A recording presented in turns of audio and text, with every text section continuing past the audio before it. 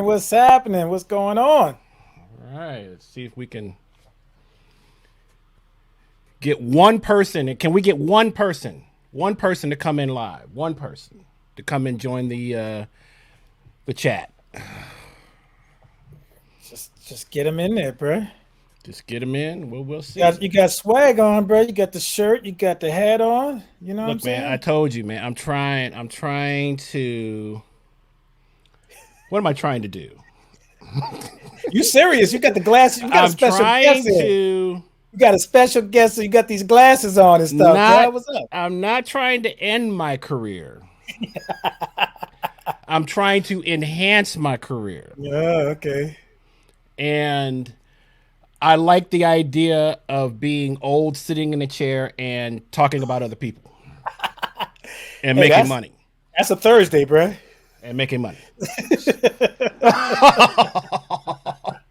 So, anyway, we are local musicians, XP. and tonight we have a very special guest that is joining us. I would call him an Atlanta staple. Yes.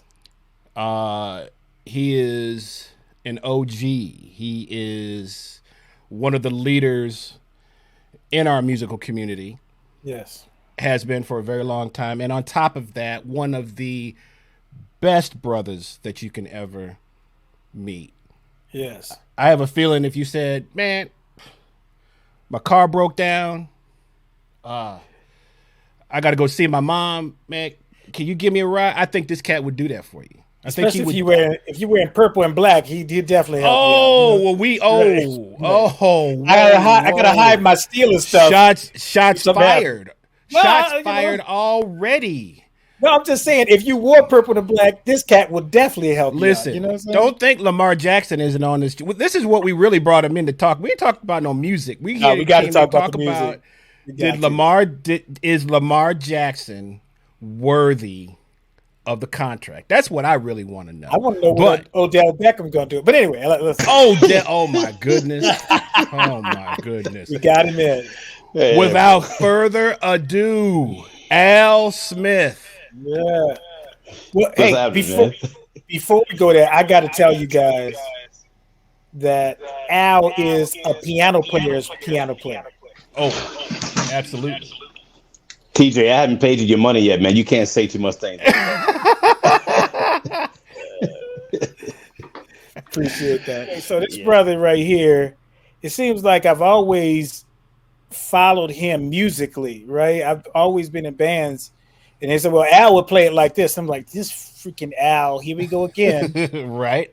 I would tell Al, simmer down, bro. Stop giving the people all the good stuff, because now I got to do it, you know. Right. But he's written some killer tunes from some people, and you know, just trying to play and follow up that cat. It's interesting. I was playing with an artist one time, and unbeknownst to me, Al was in the audience. It was at that Wednesday wind down in Centennial Park. You know that, Chris? And so out of the blue, Al comes up to the stage. Let's see if this is better. I see it. How's this? Oh yeah, Yes. there we go. There we go. Oh, Yeah. okay. Okay. There we go. Yeah, there was a School. yeah. Old school right here, man. You know, like, So there was a particular artist on stage, and I'm playing a song that Al wrote with this artist, right? Right. I'm playing up next to the stage. I see Al walk up. I was like, "Oh my goodness, Al is right here." Right. So after the song was over, Al said, "Hey man, I want to let you know, man, you're one of the only keyboard players that play the song the right way, you know." And that's a tribute to how difficult the song is. And if you listen to it, you would swear it's simple until you hear what the cat is playing, the voice leading, the way Right. he's playing the chords and stuff. It takes a while to just delve into what this brother does. And so, you know, I just felt honored when he said, "Hey man, you finally got somebody to play it the correct way." I was like, "Man, you need to come up here and play it." And I was like, "Nah, they didn't pay me anything to do this. I'm in the audience. I was like, I'm in the audience tonight, bro." You know. Well, I wasn't trying to come behind you, man. You was killing it up there, bro. Man. All right, enough of the keyboard. Bro, love. It's gonna be this, bro. Listen. He's a keyboard player. He's a keyboard player. Listen. Man. All right. So actually, that leads us into, man. Give us a little bit of your background, bro. Where are you from? The upbringing. You know, what music you listened to when you were young, and just sort of give us a little bit of a backdrop here.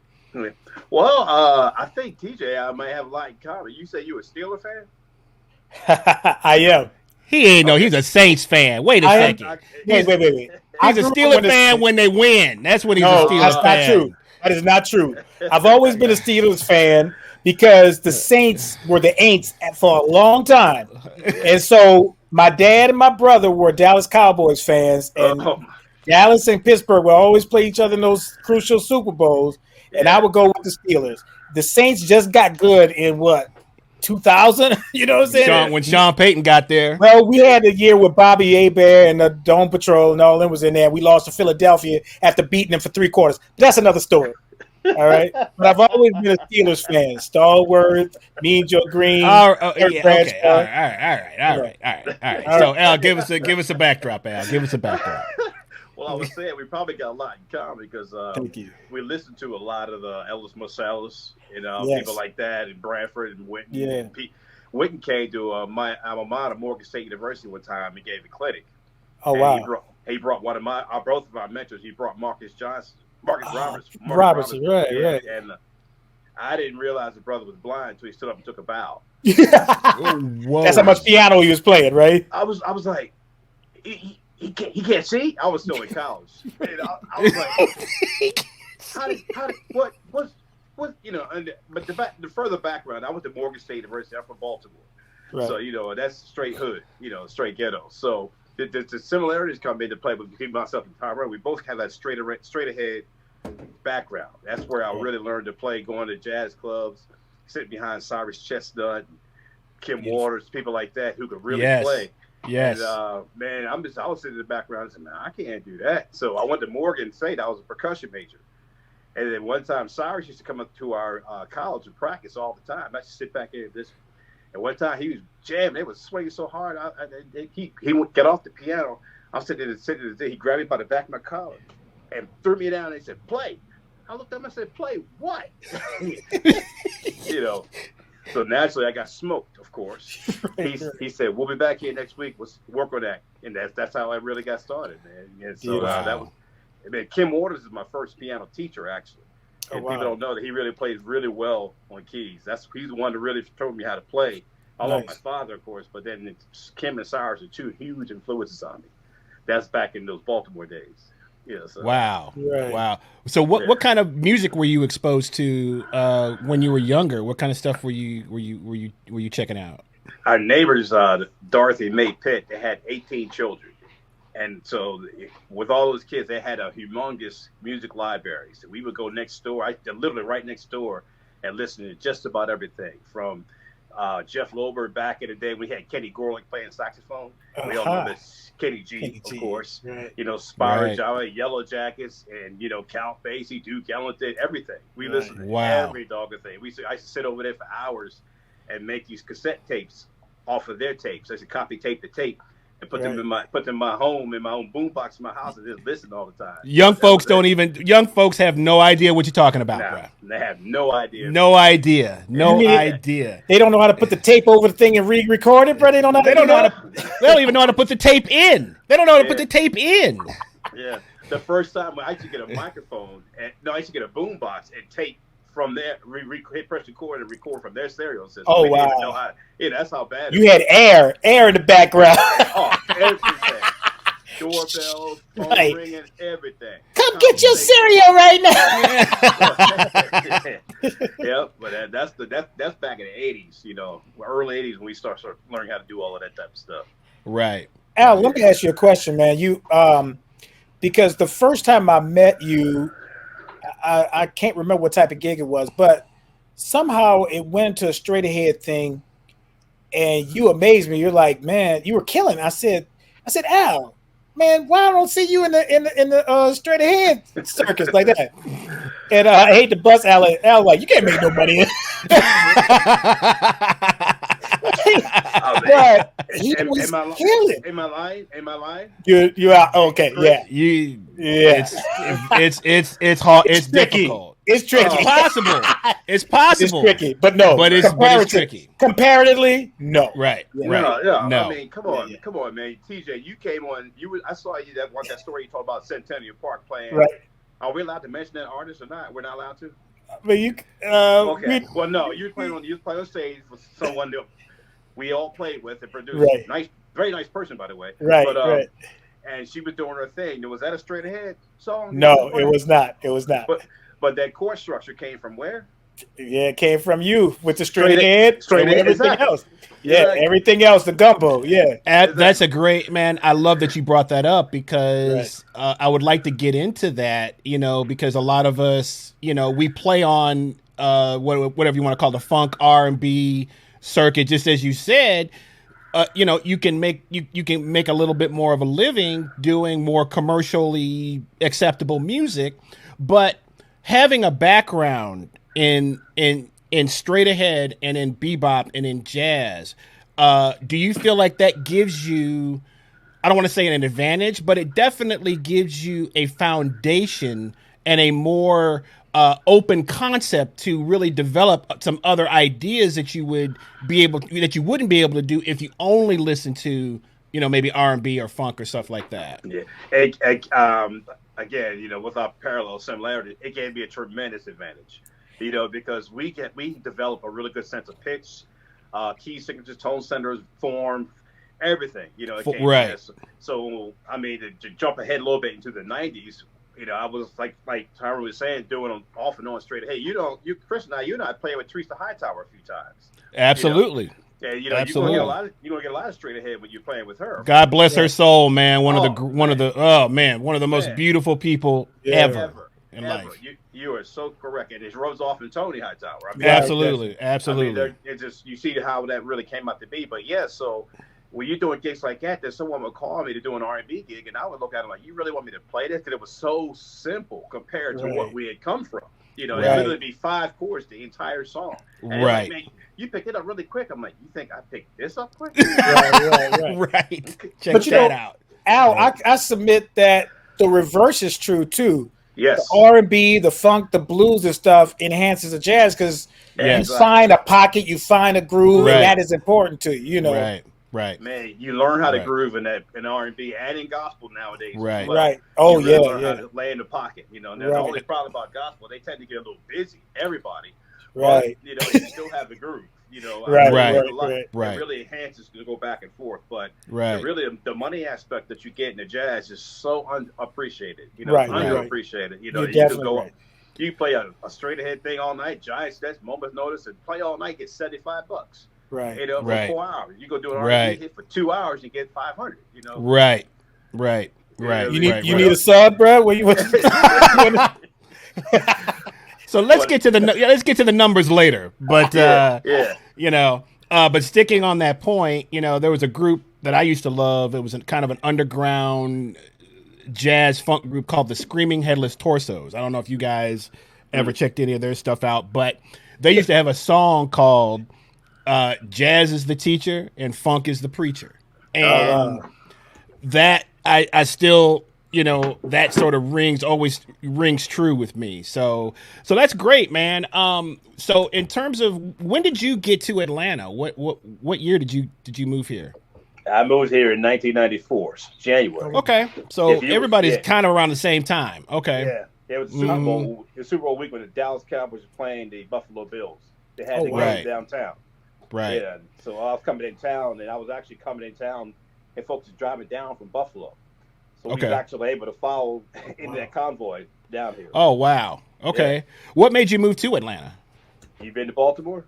Yes, I have. Yes, I have. Don't get me. I love my city. But the blue crab, the blue crab is real, though. The blue crab is real. And like I said, it's similar between myself and Tyrone. The seafood is incredible in both cities, in New Orleans and in Baltimore. Yeah. Yes. But and he has some incredible musicians in New Orleans and in Baltimore. I mean, it's phenomenal cats. You walk down the block and see the best of the best playing. Like, why ain't this guy made it? Right.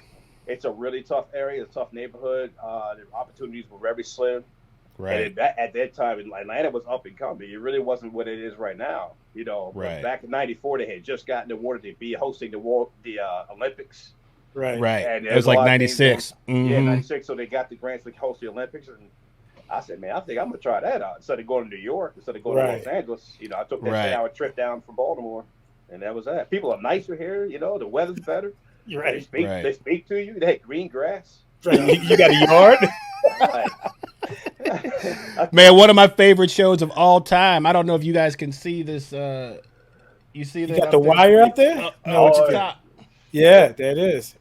And man, you know, I guess that's a whole nother conversation, but I would love to pick your brain about, you know, because that's one of my favorites, man. And that tells a lot about the infrastructure of Baltimore. It really does. I mean, where the money is and how people actually live and survive. And a lot of those stories that was on the wire were nothing more than case studies from the police department. Wow. Right. A lot of them really parallel. Like, I remember that when that happened. You know, it's the same thing. Wow.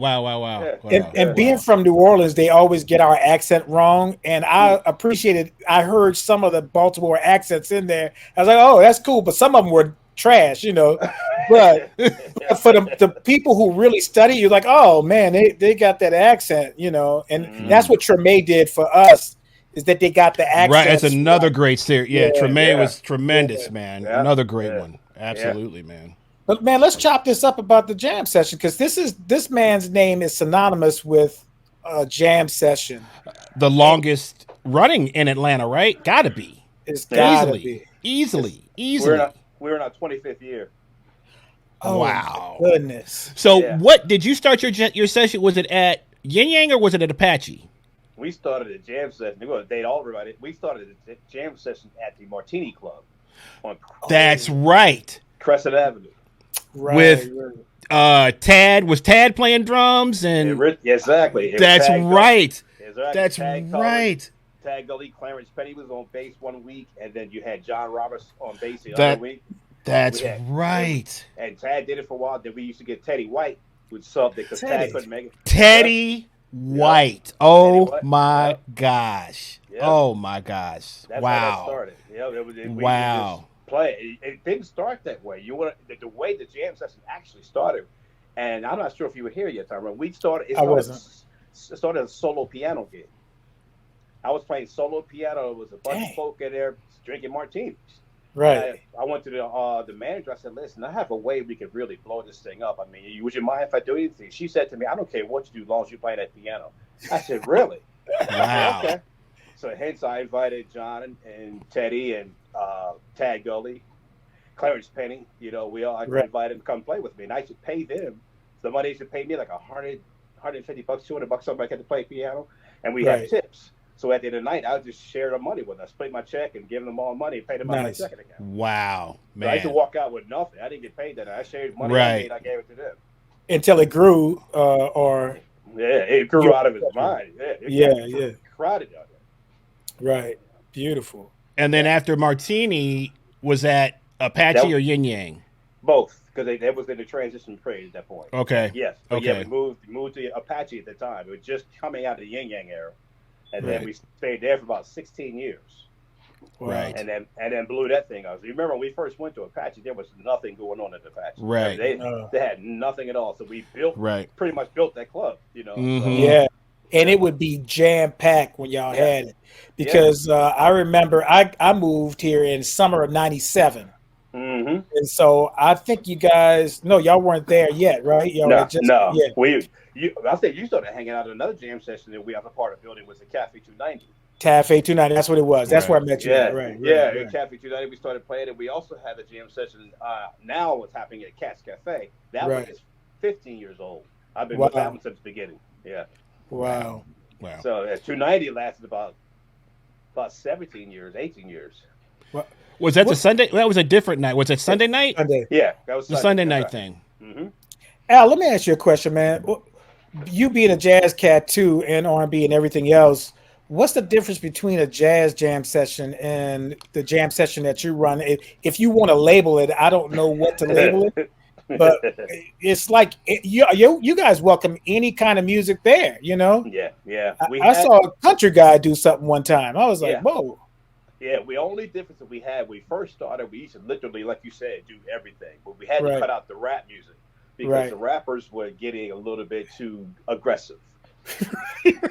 I'm putting it mildly, but you can understand. Right. Yes, I got you. And they will also want to have tracks. And we no, we can't do tracks, man. So the easiest way to really minimize the aggressive nature and minimizing the needing for tracks was to get rid of the hip hop, which people misunderstood that as well, because one of my first, not the first, but one of my first gig was a hip hop tour with the Goody Mob. So they said, you don't know about I said, I toured with Goody Mob for 3.5 years. I'm not gonna know anything about about hip hop, you know. Right. And, you know, so I respect rap. I love rap. Right. You know? Right. We had to draw the line somewhere. Right. They don't always get along a lot of those different aspects of the music. Right. The hip hop cast, the country cast, the gospel cast, the R&B cast, and the jazz cast. Right. Sometimes that can be a little bit much. So what's the difference? What's the difference between the two? If you had to just talk about the difference between what a jazz jam session, if there are any differences, I don't know, but you can tell us what's the difference between the two. Well, one is the popularity of the music. So we're in America, the United States. So, you know, jazz is not one of the big draws here, especially mainstream straight ahead. So you know, but everybody knows who Layla Hathaway is. Everybody knows Anita Baker. So that's one of the reasons why we went more toward R&B. It is more popular. You know. Oh, somebody said something. What's up, fellas? Just giving Brad, giving a friend of ours a little call. Keep going. My bad. Yeah. Okay. I'm old, but is there improvisation that happens at the R&B jam session, or is it just more like It's some. Yeah, you'll get a few solos here and there. Usually we invite the it could be if you had a guest keyboard player like yourself come through there. Yeah, we could definitely invite that, but I'm gonna be doing all that. And the last time I went to your jam session, I went incognito, bro. I didn't even see you on keys, bro. I saw the name up there. I was like, Al got it down to a science, bro. Yeah, I don't play. I don't play it anymore. I mean, I give. It's really the good thing about our jam session is we provide a stage, a platform for people to really do their thing, and that's what spurred me to comment on the post you all had last week. Because I think Chris, you had mentioned that you came out to a jam and they called a couple ballads. Oh man. And that can be really detrimental if you're really trying to do, but it's not necessarily for a drummer or a guitar player or bass player to get their shine on. You know, it's really just a platform for you to go out there and network and connect. Nice. Exactly. And that's the thing that I, having been connected to working with, our great friend Joe Granston, who does a phenomenal job on his, and hopefully we'll have him on the show at some point as well, is that, it's, now being in the house band and sort of watching from a different perspective and seeing people, either they get frustrated or if they get called and they have to play behind a singer or they try to, it's like, man, sometimes you just take your lumps for a little while, because the more you come, you're going to make connections. People are going to get to know you. You're out supporting, and then you'll get an opportunity at some point to shine a little bit. But just like you said, it's not always about coming out and playing, right? It's sometimes it's just about, man, being in the community, being a part of things, meeting people, because that's really what is going to sustain you at the end of the day anyway, is relationships, meeting people, and so, can you speak a little bit on just some of the trials and tribulations of maybe, new people coming out, not getting an opportunity to play first, and then the frustration and how you kind of deal with that kind of thing? Let me tell you why I'm laughing, because the reason why the jam session is so popular, because maybe you can relate to this, both of you all. When I first came into town, they would have situations like that, and I would never get a chance to play because of the cliques, the people. Exactly. And I said, man, if I ever had an opportunity to have something like this, I would let everybody play. I don't care if they're good, bad, or different. I don't care what they're doing. Hence, just lasted this long. So that's one of the premises of our jam session. Because we had one on Thursdays at Cat's Cafe. I don't want to mention any names. As a matter of fact, I can't. That would really not be a good thing. But there are some musicians and singers get up there that don't know what they're doing. They have no clue. But they bring their cousins, their uncles, and their aunts, and their friends and family to see them up there do their thing. And that's all part of the show. And what's understood, who told me this? Wizard, Reginald Jones, another keyboard player. Right, Wiz, yeah. He said, "What's understood need not to be explained." You know. Wow. So we all know and understand that person may be terrible, but they're having a heck of a time, and you never know what that opportunity has done for them and their family. They might be going through some type of mental thing, family that's might have died or lost or whatever. That might be everything for them. That's a high level of consciousness that you're Yes. speaking from. Yes. You know, that's a high level, and Joe has that exact same mentality, man. You know, so yeah. T, I know you got something to say about that. Yeah, because that really, I'm a hardliner, bro. So sometimes, you know, because I think people should govern themselves. You know, if they can't do something at a certain level, and I understand you breaking into stuff, but that just helped me because I sometimes I have a problem with people coming in doing something that they know they're not really good at doing. Yeah. But if you provide a safe place for them to do it, and as long as it's not abused, I guess it's cool. But when you mention that this cathartic kind of experience that could happen with them, then that makes me retreat a little bit in my old school. But, you know, there's enough of those type of jam sessions as well. So, you know, the ones where people throwing cymbals at each other and stuff like that, I don't know. There's enough of that, I guess, you know. But man, that is really cool because that's true. Music and the arts it's something that releases. And, you know, as keyboard players and musicians, especially like if we play for church or something like that, you can see like people having a release. And same at your session, man, you know, they go up there and face something for the first time. It's scary to get on stage, especially as a singer. Man, you're exactly right. And go out there. Yeah. And then as a musician to learn like, okay, are we going to do this song? You got to be up on material. You can't just, like you said, popular music. Yeah. Man, you get exposed in the worst way. You get butt naked up there, you know? Yeah. And I don't know every song. I mean, that's one of the reasons why I don't play my jam session anymore because it's a new crowd out there, man. I mean, I don't care if y'all know. I'm 54 years old. I don't know the same songs. We're all the same age, right? Yep. Yeah, somebody 24 years old may know these songs by songs. I never heard this person. I mean, man, you know, go right. I wondered about that because, you know, especially the session that when you were doing it at Apache, you would have 4 background singers. Yeah. Guitar, keys, bass and drums, horns, horns, and I was like, mountains of percussion. How does this work? But when you being selective on who you choose to be a part of that, obviously is very important. If you're choosing, you know, younger generation, they're gonna know a lot of those songs that the younger people are going to want to come in and play. Because it's like you, man, I don't listen to the radio, really. You know, I don't know anything about Little Izzy B, whoever it is, right? Right. And, you know, so when I hear that stuff and it, you know, it's like I don't even want to learn. I don't want to hear it. I don't want to learn it. I don't want to have to hear it. So dealing with this new generation, man, how has that been? Well, it's interesting. What I've learned is that we touched on this earlier. I wanted to make this point. Oftentimes with some of these people, younger generations and old, this is the only stage they had in life to sing on. You know what I mean? So if you take that away from them, you don't let them do that, you don't ever know what that may do to that person. You know, so we allow everyone to come up there and do what they do. And as far as me picking who comes on the stage, I do very little picking. If there's somebody who wants to come and play percussion, as long as I don't have to pay you, have that. Because there's not much money in this. Right. I mean, the little real talk, should I say, right? That's what they say nowadays. Yeah, real talk. I haven't gotten paid on that jam session in about 15 years. I don't make any money off of that. Wow. Yeah. Wow. We don't do that for me to make money, you know. But everybody knows your session. I mean, everybody. Yeah. People I talk to, and they're like discrediting me. They're like, "Have you ever been to Al's jam session?" I was like, "I actually know Al. Doesn't that trump the jam session?" No, him. What about that? You know.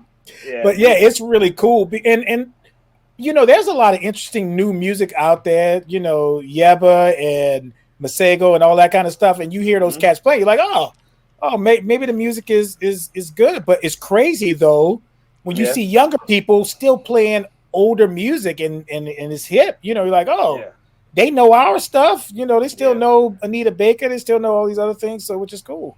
Yeah, well, that takes us off to another rant. We could go there, but we don't have to because it's going to leave the thing. But what new music is coming out there that we want to learn? I mean, it's all sample or 2 or 3 chord popcorn changes to the whole song.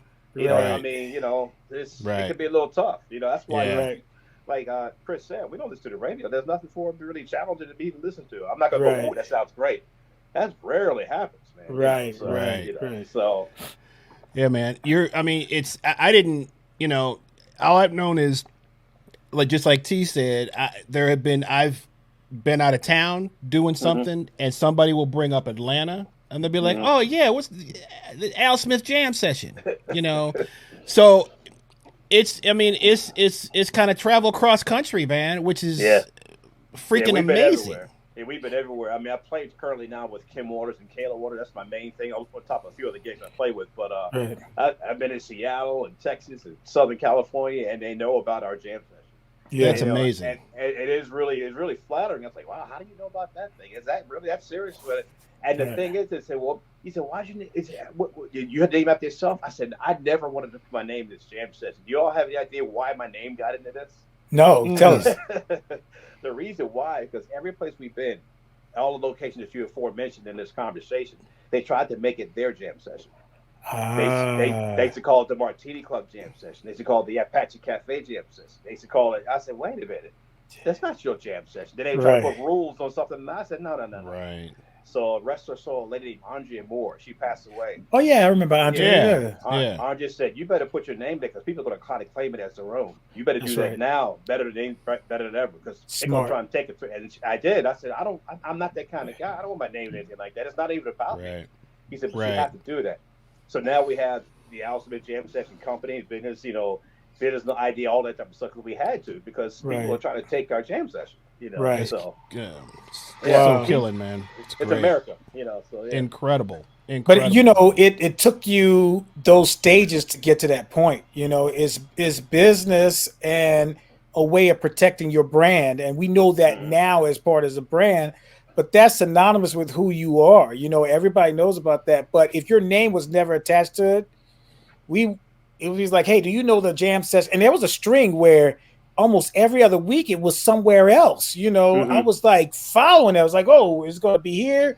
I think y'all were y'all at Taboo 2 one time or something or one of those taboos. I can't remember which one. It was somewhere close to that. Yeah, we was up there. I think once. We were literally like 6 or 7 different places. In it was floating, which was that was dope too. That it could float and cats could really follow where you were. And then I thought Vinkman's was really a good place for you guys. That I thought that was like one of the best spots. It was. And then unfortunately, they sold the place, whatever, and they closed. Gentrification. The last spot we had was Knock Music House, which is Keith Sweat's old place. Oh yeah. That was a phenomenal place, and they've run into some problems as well. So right now we're in limbo, looking for the right location. We're going to be probably looking to be the Pink Line for 1 or 2 weeks after Black Wall Street. We may be out there, but nice. We usually tend to stay in Atlanta because you don't want to be too far east, too far west, because it kind of deters people from coming to see us, be part of us. So in I know one of the cool things. Well, as you just mentioned that you're not playing on the session. Are you there? Physically? Most of the time I'm there. Yeah, 90% of the time I'm there. Unless I'm out on the tour somewhere. 90% Okay. And so, I do play from time to time. Somebody asks me to play with them, I'll do that. Okay. Yeah. Right. How did you go about creating a guest host? How did that come about? Very good question. When we were at our first place, the Martini Club, I used to host, play, get the list together, do that personally. It became so overwhelming that I said, I can't do this. I can't know all the key changes and get your band together and do this, get the list together and manage it. Because I used to have a sign-up sheet next to the piano. You ever played the piano there at Tyrone over at the Martini Club years ago? I didn't. Oh yeah, maybe I did. Yeah, it's a big piece of firewood. Right. Way out of tune. right. And I remember some of the keys being like really hard to depress. Man, yeah. It's firewood. Right. So I used to have a clipboard up there with the sign-up sheet, and folks used to come up there and they got to be fighting, and it became somebody had to do that job just to watch the clipboard. So I said, you know what? Let me hire somebody to do this. So our first ever host we ever had there was a guy named Godfrey King. He's a gospel singer, and he hosted for that time that we was over there at the Martini Club. Yeah. Wow. So we've had 1,000,001 people host our show. I mean, if any of you guys are interested, let me know. I mean, it's not a problem. Nada. But because that, man, my affiliation with Joe's session on Mondays, which was at Venkman's and at Twain's before that, and Tyrone has been an integral part of that one. But Tyrone is also an integral part of the Red Light session on Wednesdays. Yeah, and it's a different kind of cat that can handle that job in terms of hosting a session. And I did it some when Joe, Joe would be out of town or something like that. I would do it back in the Twain's days. And trying to remember everybody's names because we didn't have a list. You know, that was one thing we tried to stay kind of personal and stuff, and which he does to this day, man. There's no list. He remembers everybody's names. It's crazy. It's amazing.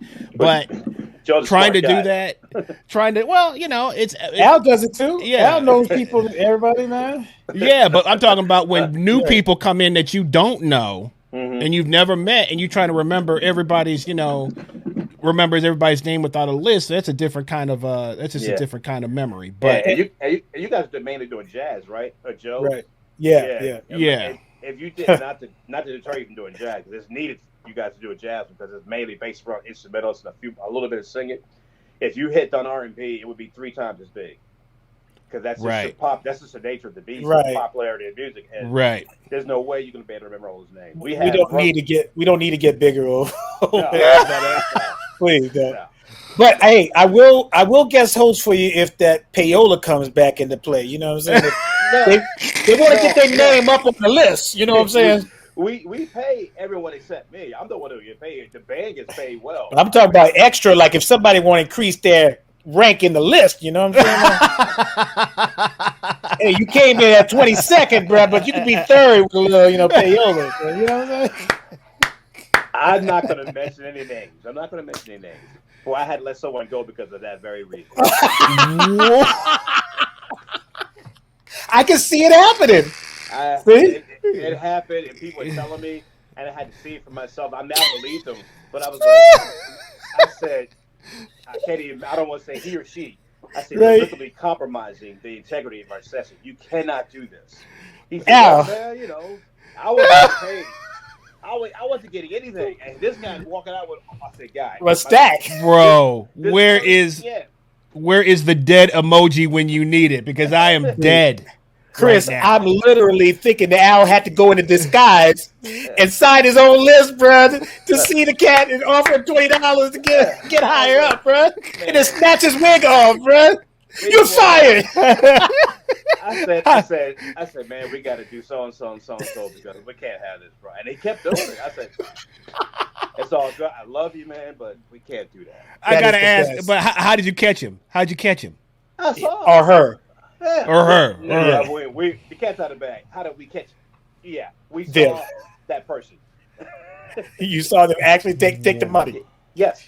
Yeah. Oh man, had the ink dye and everything on it. Hey, I mean, he's like the undercover cop at the bar, waiting for the dealers in the back to come in, bro, and see it pass that money. Man. I'm going in the hole paying everybody because I never really made enough money to pay everybody, so I would go out of my pocket to pay. So I'm paying the guy as it is. Right. On top of that, you're taking money to manipulate the list. You can't do that. I was like, man, I'm already going in the hole, and you doing that?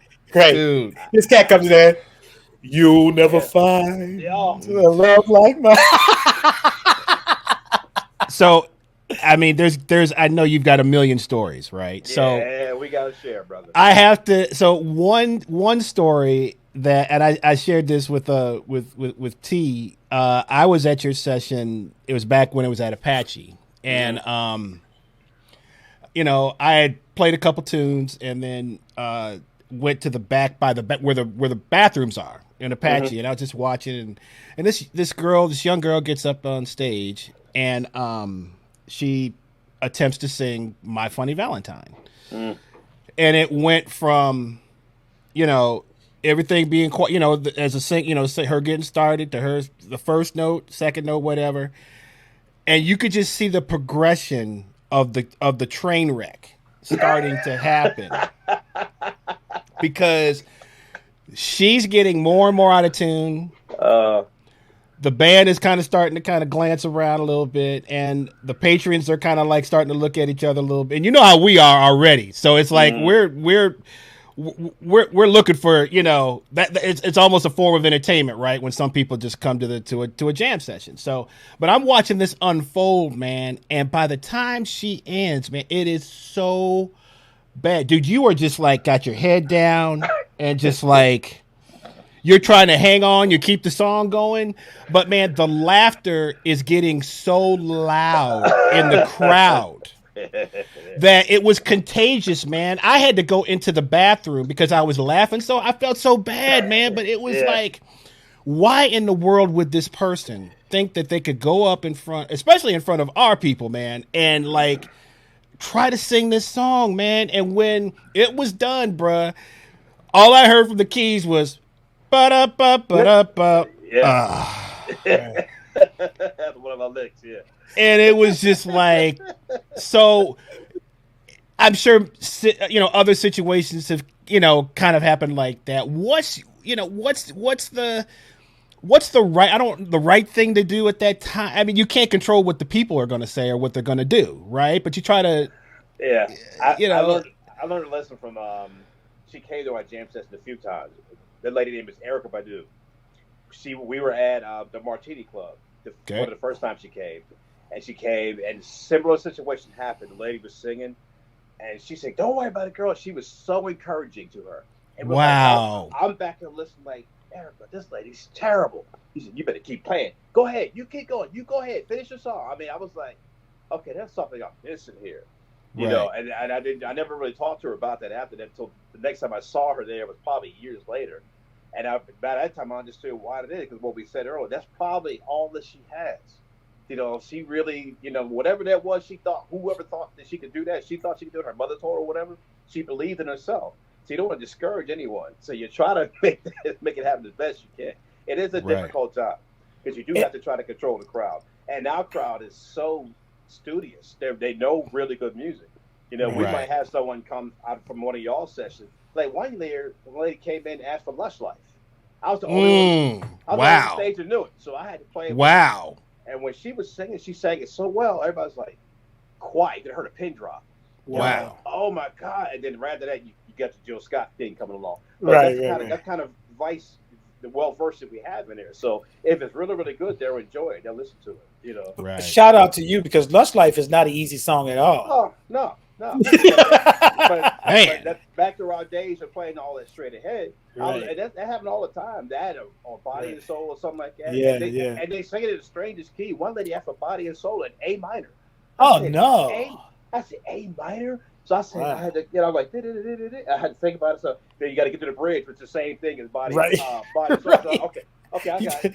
I'm glad you say that, because that's what we do too as piano players. Like, while you're playing the simple part of the thing that's intuitive, you're thinking ahead. Oh shoot, that I know this bridge goes up a half step or something, or does it go down a half step? You're trying to compute it. Exactly. Gosh. Yeah. Well, back to for Erykah Badu, who's one of the greatest artists of our generation, hands down. To lend that support to someone that she doesn't even know, man. That's right.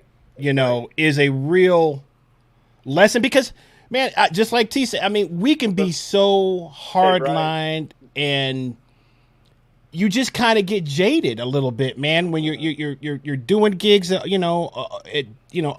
through the week, and you're tired, and sometimes the gigs aren't, you know, you got to pay the bills, but the gigs might not be great gigs. They might be long or whatever. So you kind of get this jaded mentality of, you know, and you might do, you know, you do a session and then somebody comes up who is not kosher, so to speak. And it's like, man, we just have a sort of a different mindset about that, because I guess maybe we're just in the trenches so much. Yeah. But that's a great lesson to sort of just reset sometimes, man, of and put the other person first, you know, no experience, maybe have never been on stage before, doesn't even know how to take a cue from, you know, from the keyboard player or whatever. They're just up there completely, to use one of your phrases, winging it. Yeah, you know? exactly. Yeah, they wing it. Yeah. I mean, and they don't even know how to lead a band. They don't know how to start a song. They don't know what it means to get, like you say, give cues. They don't know how to end the song, you know. Right. But what I learned from Erica, and you know, you got to respect the music, no matter who's doing what. It's all about the music. Johnny Hartman wrote that song, sang that song for a reason. You know, you better respect him, play it the right way for that alone. You know, if not for the lady who's singing it and for the people who are listening. You know, it's a lot. You know, I learned a lot that night. That was back in '98. We started when she came through '99. I mean, we've had everybody come through there, from Jill Scott, Dan Aykroyd, you name it. Tyler Perry was out there a whole bunch of times. And we can definitely get into that, because there's a lot of famous people to get in. But to your point about that, My Funny Valentine is one of those songs that gets a lot of people. They don't know how to wait for the pauses. They don't know the meter of it sometimes. They don't know when to go to the bridge. It's not an easy song for them to wait for the appropriate times for it to happen. And it's got a lot of people, and like Tom Gibson said in a comment, next up we'll have My Funny Valentine. We'll start in C minor. In measure 3, we move up to B. Then 7 beats later, we move to D major. And say, wait, I don't think I can sing it that way. And he said, well, you did it last night. That's the way you sang it last night, you know. Exactly. And some of those, and that's a great point, man. Is some songs that seem easy. What's another one? Summertime. Right. People think they're easy. They've heard it a million times. What's another in the R&B? I'm sure a lot. Is it a way when they have to wait for that little pause? And is it a way? Is it the way? Yeah, they never wait for that. So, you know, and maybe that's easy because the band leads that. But I'm trying to think, what are some songs like that in the R&B world that may catch people? Anything that's written out of the 70s, because it's real music. Because that's real, right. I mean, to me, that's one of the greatest R&B eras ever. Absolutely. So you play an Earth, Wind and Fire song, you play a Luther song or something like that, you know, and it sounds great. It sounds easy, like you said, Tyrone. So you start playing, you're like, wait, right, like, bro. What about Skin Tight, bro? When you come out of Skin Tight, come on. Never. You saw my video on that one. I did a video on that a while ago, on that intro. Like those cats were so smoked out, they didn't even know where the one was coming from. They were just like, it's here, you know. But. But there's a lot of those, you know. I was thinking of, and I hate to say, but I'm going to say this anyway because it has been on my mind because we've been there's people in the jazz world that feel like they might, you know, I've never seen them before, so I'm assuming they're not a professional, but they'll just try to sing Frank Sinatra tunes. Okay, now in the R&B world, it's got to be the same thing with like Luther. Like people, I've heard that all my life. I can. It's like you have no idea the mastery of those two Frank Sinatra and Luther, man. I mean, and Whitney Houston. You can't. You can't just the range of Stevie Wonder. I mean, like, you know, right? Yeah, you're spot on. Stevie don't even know what key he's in at some time. I mean, he's just so, you know, he knows, but I'm just saying, like, he knows, but it makes he fools you into thinking that it's attainable to sing until you start singing. It's like, this is high. I didn't even know Stevie was singing high, you know? Right. Not high drugs, but high pitch, you know, whatever. Yeah. Right. Too high. Let alone Too trying to high play it. to the sky. Right. You try to play those changes he played. It don't make sense, but sounds wonderful. Right. That's a whole different. That's a whole different. That's what I. Yeah, that's what But I'm what talking about about. do I do? It's just a triad over another note. It took me weeks to figure out da da. I was like, what the heck is that? I was like, Stevie was like way before his time, you know? Yeah. There you go. There you go. Play it. That part Yeah. Yeah. And people don't understand that. And it's just a triad in your right hand, right? Both one is inversion, whatever. Yeah. Both of them are inversions, right? And then a bass note. But you look at that, you're like, what the heck? What theory is that? You know? Right. O.J. Harper and I, we were doing a gig at Hank Herron's house. Okay. And, they had his reception at there. And we're playing, and in walks Stevie. And he's sitting in, he wants to sit in and start to do a song, an album that he just released. And I had to guide him through the piano, sit him down, everything like that. He said, and I didn't know this, but he's blind, but he's genius for real. Right. He starts going into my program, doesn't see anything, going to my keyboard and programming sounds. What? And I'm like, how is he doing that? Me and OJ like, what is he? I said, yeah, he just stacked the horns on top of the strings, on top of the rows. He got the bass down here. He said, okay, let me warm up right there. He warms up with giant steps. Yes. What in the world is going on here? Unbelievable. Crazy. Now, I'm making fun of that. You can't see. But he doesn't see a thing. He just programming stuff, putting saxes and putting everything. I think somebody told him what kind of keyboard it was and he knew what to do with it. I'm like, wow. How? That's crazy. I don't even know how to do it. I don't even know this. I said them sounds. Horatio. Right. Horatio said, because Stevie can see, bruh. Yo, Ray, you probably. Horatio. I miss you, bro. I ain't seen Horatio in a minute, bro. Yeah. Hope everything is well. I could see it. I couldn't even do that. I wouldn't be able to go on it. I would not even dare touch a keyboard and try to stack it up like that. Man, I saved them sounds in my keyboard. People thought I created them sounds. I saved them. There you go. I was like, man, I don't know what you did, but I got it. I got it, bro. Yeah. So, go ahead.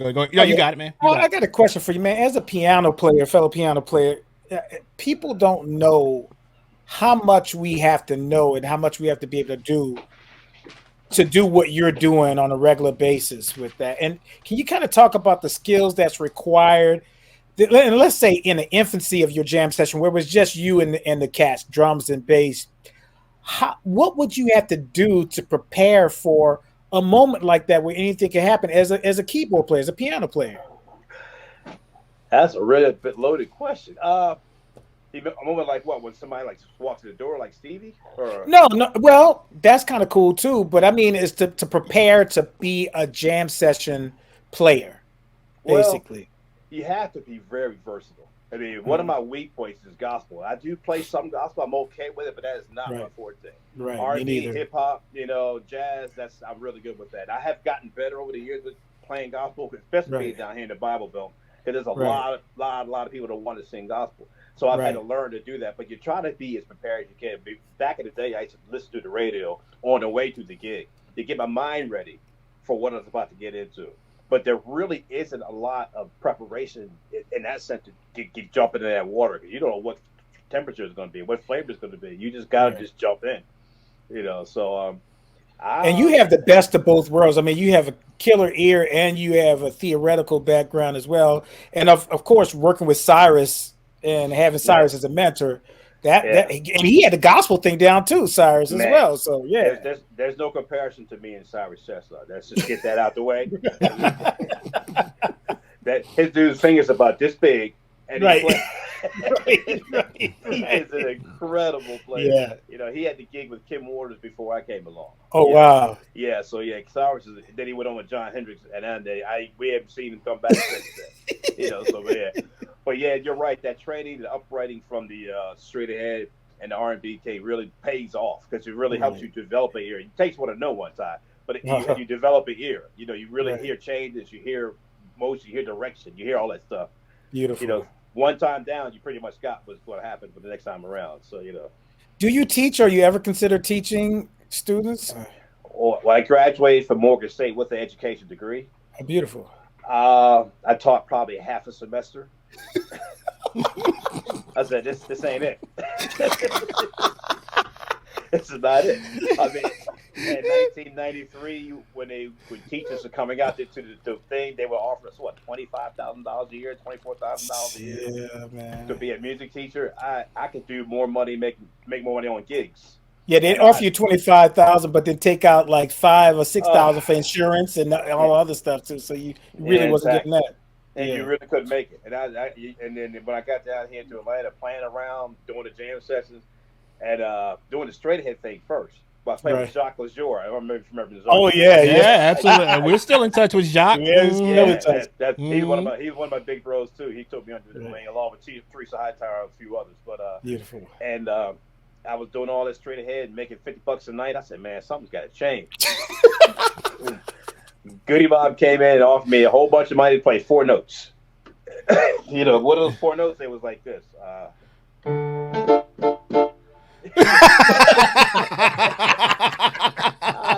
I'll take it.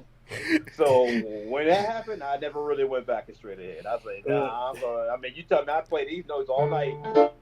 You gonna pay me that much money? Right. Wow. Took those couple tours with them and went on and never really went back. Beautiful. So, yeah. Wow. Yeah.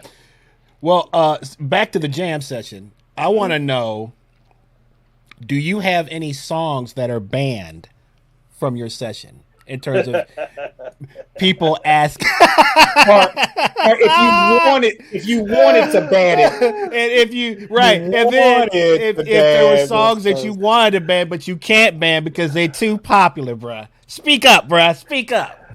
Well, I know in y'all's era, it would be Mr. Magic. Am I correct?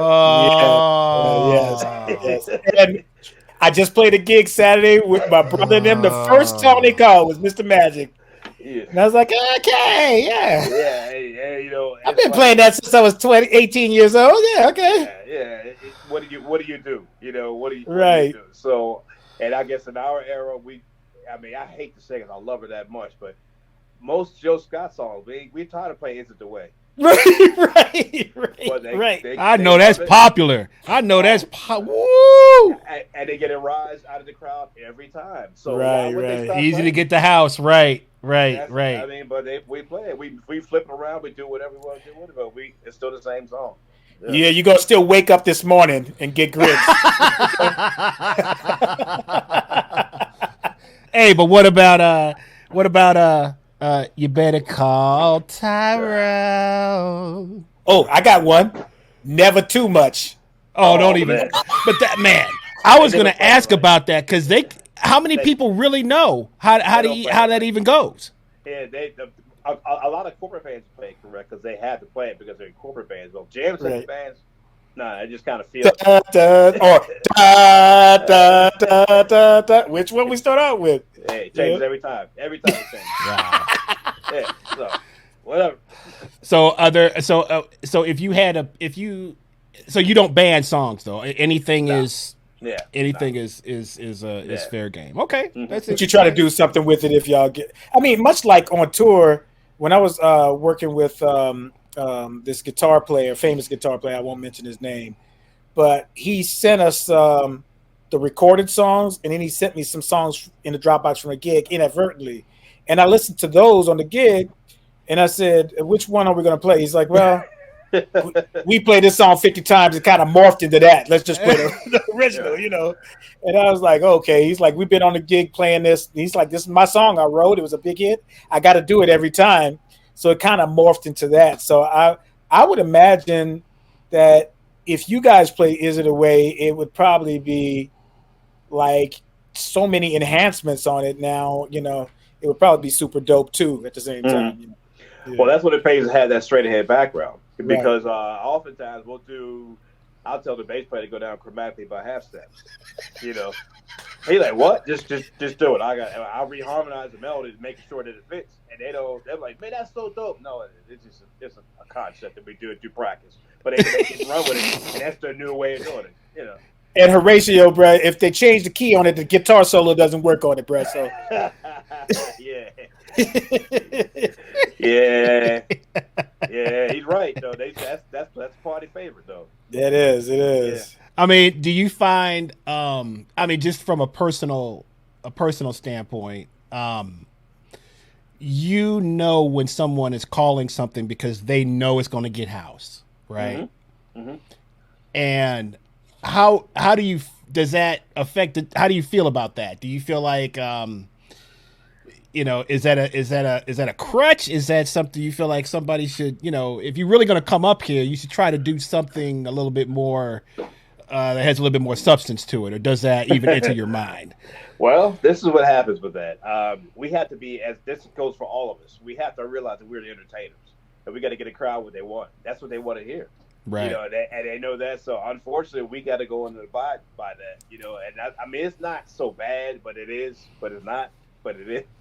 But Al, that brings up a good point, because I was reading about the inception of the jam session for jazz, right? Yeah. And it was a different thought process about what the audience was doing. And the thought process behind a jazz jam session was that they were coming into our world to see what we do. Mm-hmm. And now it's like the reverse. It's like we cater to their world. So, that's a difference between trying to please a crowd and a crowd trying to look through like a lens to see what we do as musicians. And you could get away with playing whatever you want to play if that is the motivation behind it. But back in the day, those jam sessions used to be invited. Like, hey, it goes through the musicians and say, hey, we having a jam session tonight. I just heard Herbie play. I need to get down to the jam session and try to work out what I just heard, kind of thing. Mm-hmm. And then the people who are in the background, the audience, they're just kind of like drinking, being a part of looking at this phenomenon, but not being a part of the phenomenon. Let they have anything to do with it. Yeah, well, it goes to your audience too. So those Herbie crowds, we both love Herbie, George. Right. Come on. George, it's just not a big audience, unfortunately. Right. You go up there and try. I think Phil has a jam session, doesn't he? With Phil Davis and I think so. Yeah. Yeah, I saw they them did. On IG. I saw them play Actual Proof. Right. And when I tell you, him and Lil Jon, those guys are killing. Right. He might have had 15 people out there. Right, which is unfortunate. It's very unfortunate. You're not gonna find a better band, better musicians out there doing what they do. Right. What you guys do over with Joe, and this is. But the audience doesn't. It's not a jazz crowd. I mean, this is where we are in America. Actually, it really doesn't call for that. So the R&B in the secular world has a bigger crowd, bigger audience. Hence the reason why we've been going on for 25 years. Right. Because we don't really. I mean, we can, because we've had Joel Powell there and Lil Jon is playing with us. They could go all there all the way, but you're not gonna get in the house, and you're not gonna have a big crowd. Right. If you don't play Instance Away, or like Horatio said before, I let go. The crowd gonna be smaller than what you believe, Right. Yeah, I think the narrative, or the mindset of the crowd now is to be entertained, not to not to see technical prowess, right? Exactly. I could a little bit, because Joe session has been super well intended, but it's a little bit different, because just like you guys probably do, it's the vocalists are now sort of taking more front and center, and they're coming out, and just like you said, they're bringing their cousins and their brothers and their sisters, and they come out and they eat, and just to get that one song in, and it's like, I do imagine though, Chris, that there are people that come out to Al's jam session that he knows are hitting. And he's got to spotlight those people with the best available musicians that's there. We'll talk to that. That's a great question. Is that How do you go talk on that? We definitely do that. Like we had Alex Evans come in. He was playing with a Fantasia. I think Kudima with him and a whole bunch of other things. He's out with a lot of people. Patti LaBelle, as a matter of fact.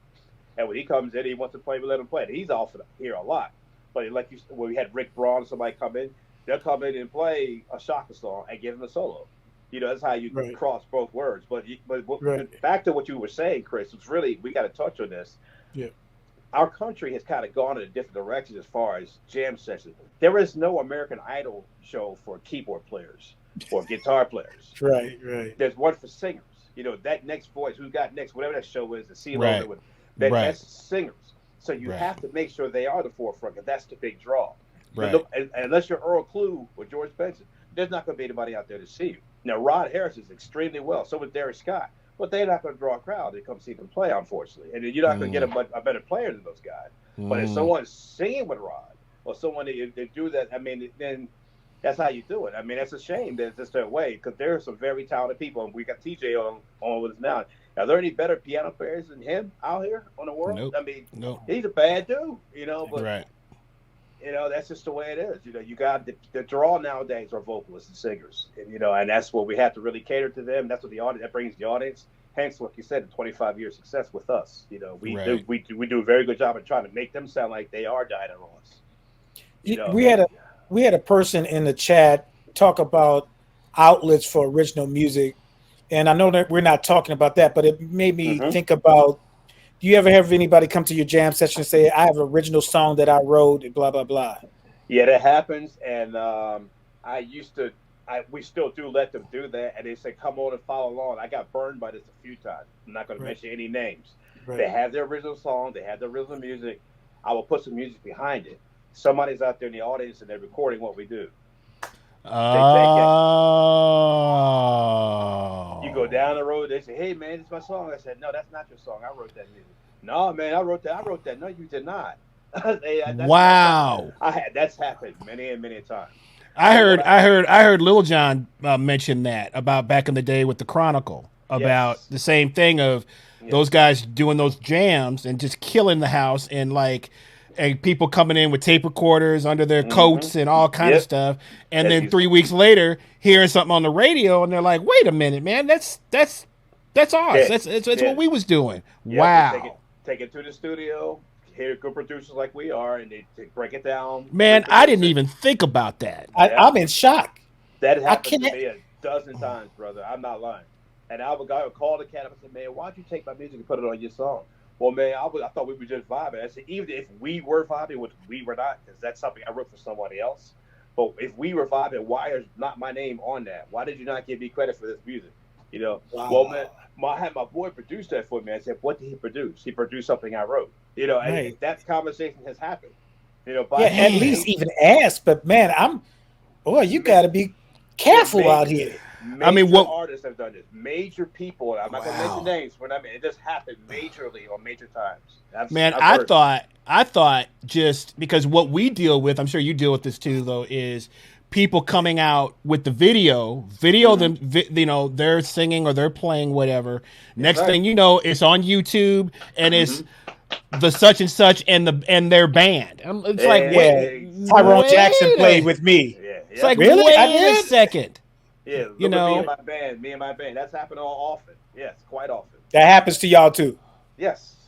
Oh wow. So the answer to your question about the original music, what I actually ask the people to do is that we don't really do original music. If you want to have original music be played by you, we invite you to bring your band, and you bring your whole band up there and play your song.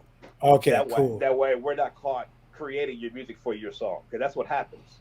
Wow. We end up creating someone's project and they put it on there. It's happening right now, actually, to be honest with you. But there's a guy that he liked the way that we played behind one of his songs. He wants to use that as opposed to what he's already produced for his song. Right. And that's some music we had done for somebody else. Right. But of course, it fit because it's R&B. And need but 3-4 changes, and so. Dude, this is an education, bro, because I wouldn't even think about that. Of course, people are people, but the justification in their minds to say this is all right and not think about that, or it's even ask you to produce it. Like, you're a great producer. They could have said, "Hey, man, I kind of recorded a snippet that we did. Can you produce this track for me? And then we can get this thing to work." But that is crazy. It happens a lot, brother. And that's happened too, like, by the way. I've had gone in, and because we had a arrangement of Good Morning Heartache. Okay. And we had changed a few things. I did it on the fly for her. And she came back to me, "I like the way you had your arrangement of that song." Of course, it's a standard, so, Right. I'm sure people have done it maybe one way. She had me going through the studio and used that arrangement. I came up with on the spot for her project. And she paid me well. So that's something that's respectful and not honorable. But like you said, that doesn't happen that way. People will take it and use it as their own. It's happened so many times. Chris, we can't do this anymore, man. We can't be so hip. Well, me and Chris kind of like, when we're on a session together, to try to, and if it's a good singer too, that they know what they're doing. We put all type of special effects. We're arranging on the spot, just like you guys. It's the same thing. You're arranging on the spot. I had someone last night compliment us on that same thing. They're like, man, you guys can just arrange on the spot, and you're so like dialed in. And I was, and it just, I was just, thank you for the compliment, blah blah blah blah blah. Now, I have had someone, not to be named, but I was on a gig, and I had an idea for just like a groove arrangement of a standard or whatever, and we played it on that gig, and the next thing I know, it's on somebody's record. That has happened to me. Yeah, never, not at a session, but from a gig, and I give the the blueprint basically, and then next thing I know, that's on their record later. That's happened. But, and you really don't want to trust that person. You really want to put your fist through the back of their throat. But I don't know why let's just have a collaborative effort. Let's just have a collaborative effort. You throw me a few, you don't have to throw me, thousands of dollars, but just throw me a few dollars. I'm your boy, or we've been working together. Yep. Give you some publishing, give you some points, whatever you used to call it back in the way. Writers on it. Everybody gets paid. But that's not the way they do it. Wow. So, well, full disclosure, I stole that groove that Chris played on the opening credits song. Hey, that was a collaborative effort, though, brother. That was a collaborative effort. That was a nice groove, by the way. Thank you. Yeah. But that's really, man. That's an interest, because just like T said, it is something, man. I guess you kind of got to think about, because think about it now. I never really be careful, man. I mean, it can happen. It will happen. Now, I have teased him though about playing too much on something. I said, man, you better stop all that playing, because this person is going to be trying to get you on some of these $50 gigs that you don't want to do. You better stop doing all that. Don't be and it's just, And what did I do, bro? What did I do when you said that? I mean, you've been dialing it back a little bit, but you can't help it, man. It's okay. You in the moment, you can't help it. You're an artist. Right. You're a creative artist, and a great one at that. So it's like, you're not consciously thinking about that, Right. But man, I'm thinking about it now, though. Oh man, dude, that knocked me out the box, Al. I'm rarely speechless. Yeah, that was like, oh my goodness. We have this arrangement we do with Gnarls Barkley's Crazy, yeah. And of course, being a straight ahead cat, I'm hearing something that John Coltrane would play. Right, so we changed the whole thing up and reharmonized it all. Nice. This guy comes in, he said, man, I got to copy that, man. You got to come and do that with me. I said, you got to copy what? What you just did was crazy. I said, okay. It just made me think, man, I got to, like you said, got to stop this. Because somebody will take that, redo it, talk about it there, get a real good keyboard player in the studio with him. What did he do? Record that. Wow. Yeah, you really got to be careful. I got it from Alabama, So I did, Oh, nice.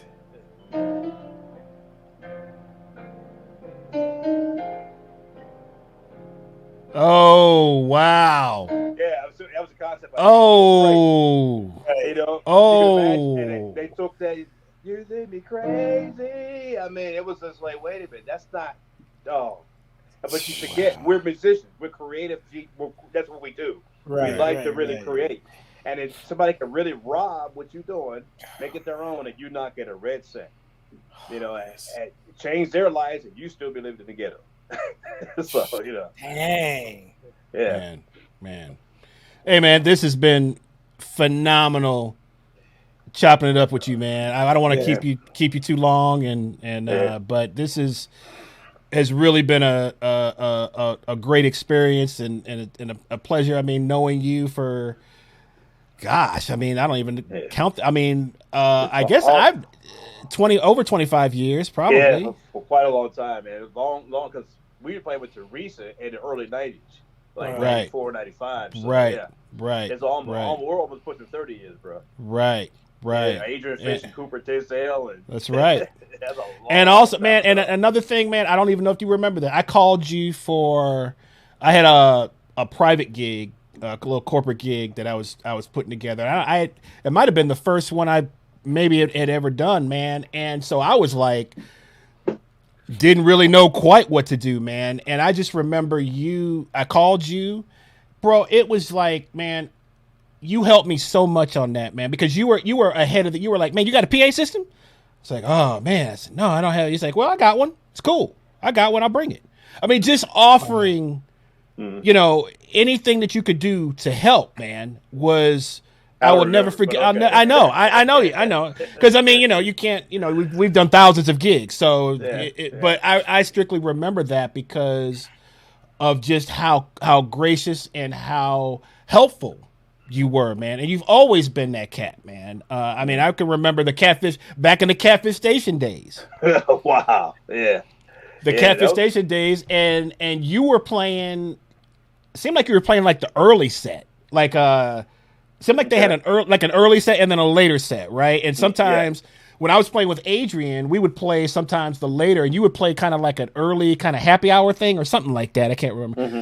But I remember young musicians, man, young keyboard players running up to you. You'd be playing and just you'd be like, they'd be like, man, show me something, man, show me something. You'd be like, okay, and you would just instantly whether it was just a chord or anything, but you did something to help them and spark their to spark their creativity, man. And I just wanted to throw those out to you, man, and let you know that you are one of the great guys, man, on the scene, Al. And I really appreciate you coming in, man. I got to pay him too now, Tyrone.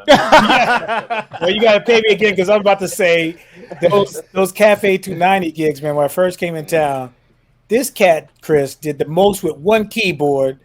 And it was in fashion for cats to have like 3, 4, 5 keyboards. This cat had the most sounds coming out of one keyboard I haven't heard in my life. He'd hold one down. I hit a solo sentence. Like, where's the keyboard for that? I was like, he's economical, bro.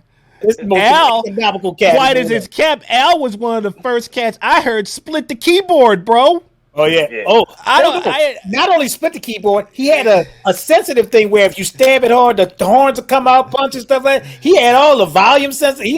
He's a very economical. I'm not gonna say the cat don't want to bring more gear out. I'm not gonna say that.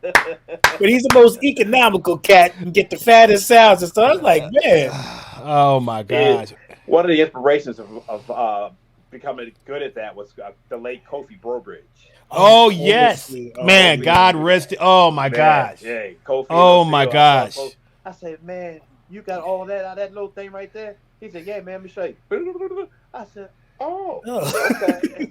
And then we took it and ran with. We were sharing stuff back and forth, man. But that brother, so yeah, Kofi was supernatural, bro. He was. Oh my gosh, man! You almost made me shed a tear, man, thinking about that cat, man. I missed that cat, man. Yeah. Kofi, man. Wow. Cat. On the flute, whatever you wanted to play, and organ, killing. All that stuff. Yeah. He knew exactly what to put on clav. I was like, where did they teach you this from? Man, and that's all from him and O'Teal are both self-taught, bro. Yeah. Well, they are two. There's nothing you can say. I mean, there's some geniuses, man. Yeah. Geniuses, absolutely. You got to be crazy and weird to do what we do. I mean, I always say that. That's one of the things I say to younger generations of musicians to come up behind us. I say, if you like us, it means you're a little weird. You're crazy. You have to get in front of a bunch of people, and dance or play or do whatever, and just to do it and don't really expect anything except to appreciate what you're doing. You got to be crazy to do that. But we do it every day, every time we go to work. Al, I know that we're about to close the show, but this is really not odd, but people would think it is. You have people on the same instrument that dearly love each other, man, and not competing. And me and you have never competed before, and we have a great community of piano players. I mean, it's killing piano players. Mm-hmm. And some people might try to trap you into, but I like this person, like that person. That's neither here nor there. But I would tell the younger musicians to get to know people of your own instrument, because Al, you can't play every gig, and you subbed out gigs to me, and because you know that I'm competent enough to handle the gig, you know what I'm saying? But there's no animosity between us playing the same instrument, Right. And so, yeah, well, I mean, you're right about the number of keyboard players and piano players we got in town. And there's so many. You can learn so much from so many people. Are we allowed to name those keyboard players? Sure, yeah, absolutely, definitely. absolutely.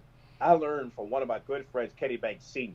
Oh, Woo! Yeah, I learned from him and Junior. Both and Junior too. Yeah, I learned from the R&B side and jazz side, Vance Taylor.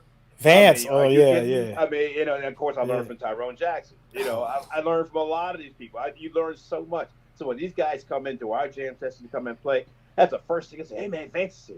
Hey, Tyrone's here. Let him play. Because it makes our job easier. And I get my notepad out. I take all the notes I want to get. I go home. Same. Push that on them, man. Same. I wasn't brought up that way, man. It's no way that I mean, Cyrus told me that a long time ago. And Cyrus and I, we used to go and we went down here in Atlanta and go see Johnny O'Neill play at Just Jazz. Oh, yeah. My goodness. And you can learn so much from hearing Johnny O'Neill. And then you turn back around and hear Cyrus Chestnut, a whole different ball game, a whole different thing. Take all that in and build your own notebook. Yeah. So why would I don't understand? I never understood that. Hence, I don't even play our jam session because we had a really good players to play that thing. I'm not. Those guys are pretty good. They don't need my help. Well, what kind of clout do we have, Chris, that we got Al Smith on this, man? I mean, we got to tap ourselves on the shoulder, bro, to have this brother on the show, man. This has been an education, bro. Let me get my checkbook. We got Venmo, Zelle, and Cash App, bro. Hey, it's just again, it goes back to relationships.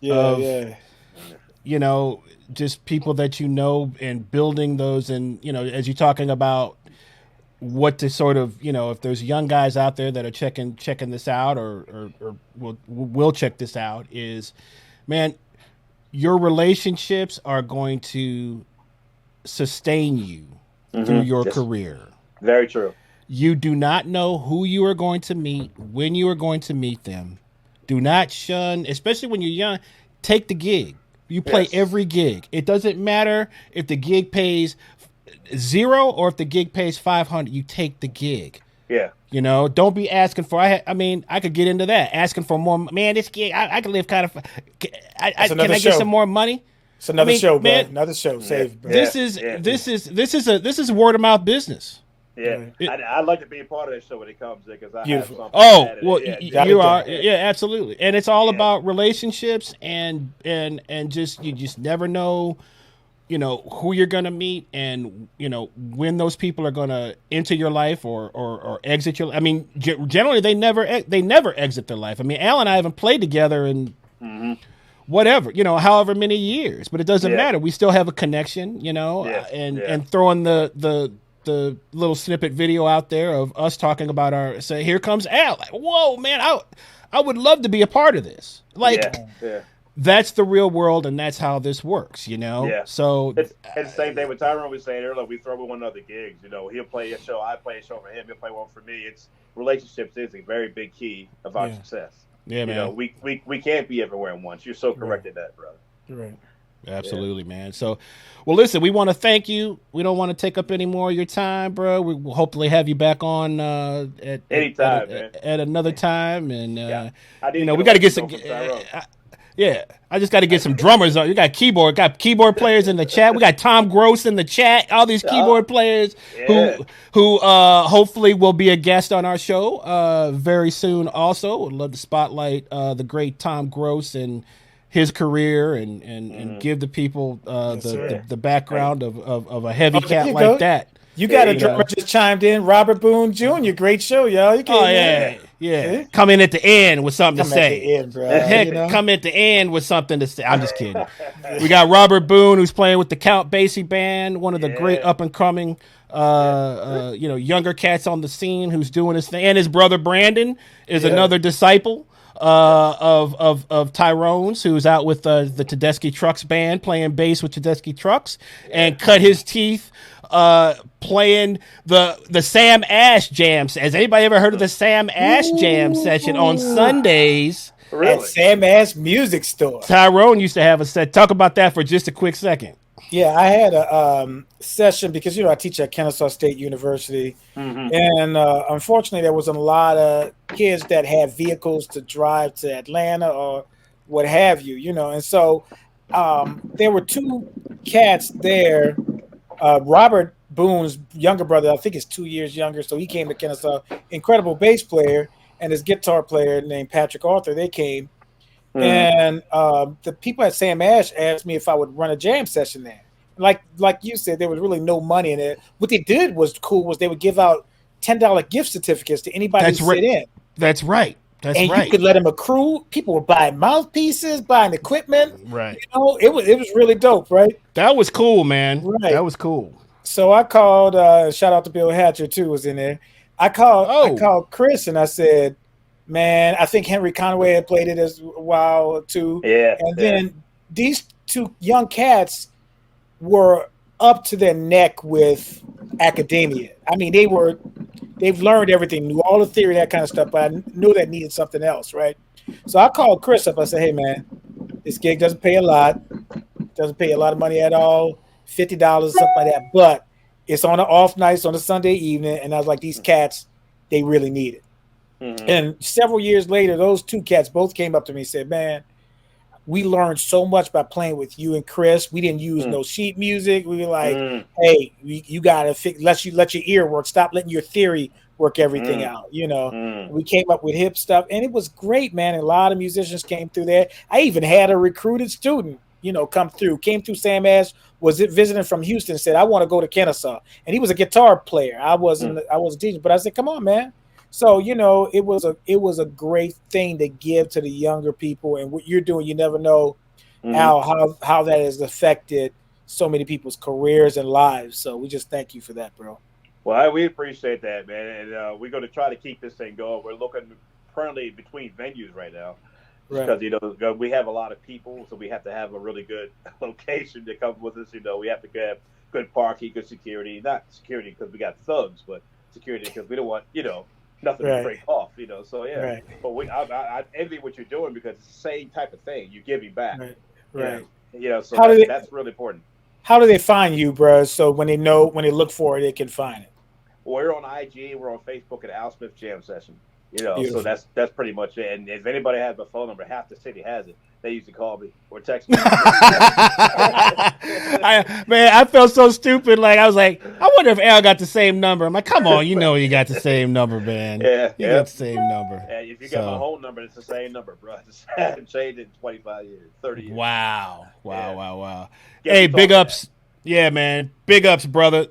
Thank you for coming on, sharing your knowledge, and being gracious with your time.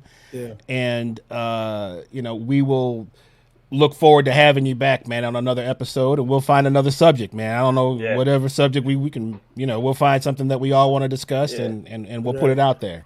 Anytime, man. I've enjoyed it, man. I really appreciate you guys having me be a part of this. All right, brother. We'll talk to you soon, Al. Yes, sir. Y'all take care. All right, thank you, brother. Thank you. All right, man. Wow. Great, so much. My head is kind of like, wow, that the whole people taking the vibe and just really crazy. I'm really thinking about that, bro. I'm thinking about that, bro. Man, you better think about it because I'm not so sure it hasn't happened. I mean, honestly, I'm not sure. But the only thing that we might have going for us is that what we played was so difficult that nobody could just really transcribe it, whatever. Hopefully, but we played a song last night and it was just simply beautiful. It was My Funny Valentine. I wanted to say something, but I didn't want to. I was like. And that's actually what somebody commented on. They said specifically how we, struck how we sort of sculpted that, to go behind. So I don't know, but anyway, yeah, man, that's a lot to think about, and great episode, man. So for those, man, we want to thank everybody for joining us, hanging out with us, commenting. We're gonna do a lot more of this. And, you can follow us on all the links below, the apps below, what do they call it? Facebook or Spotify has not been uploaded yet, but it's coming. The YouTube page, and then also obviously on Facebook, And everything is under Local Musicians XP. We're working on some other projects and some merchandise and all that kind of stuff. So everything is kind of in the works on that. And we just want to, again, man, it's just been a great start to hopefully a long running thing. And, yeah, man. So this will be up on the YouTube to share, like, check out. So it will be up there probably tonight or tomorrow. Yeah. And we also have some new videos that we're going to put out later in the week. We just did 3 hours of content yesterday talking about some things. So we're going to chop that up. Make sure you like our channels, our page. Please, that helps us out a lot, is to go and subscribe on the YouTube especially, and like the videos, share the videos, and comment also on everything, and get involved. We're trying to make this a community effort. We want people to raise their voices. I'm sure a lot of the subjects for local musicians everywhere, not just in Atlanta, but all over the world, talk about the issues and things that you've encountered, and how we can sort of just be a voice for all, musicians to just, speak their mind. And we all have, sometimes we all need support, right? That's the biggest thing, is everybody needs support, and to know that somebody's in your corner. It's been through the corporate gig, the wedding gig, where the guy sends a 400 song list, and you got to figure out, it's just a lot of stuff like that. But I told you about what I do on that, bro. I know. You're gonna find out. You're gonna find out. All right. So anyway, thank you guys so much, and we will see you guys next time. Yes.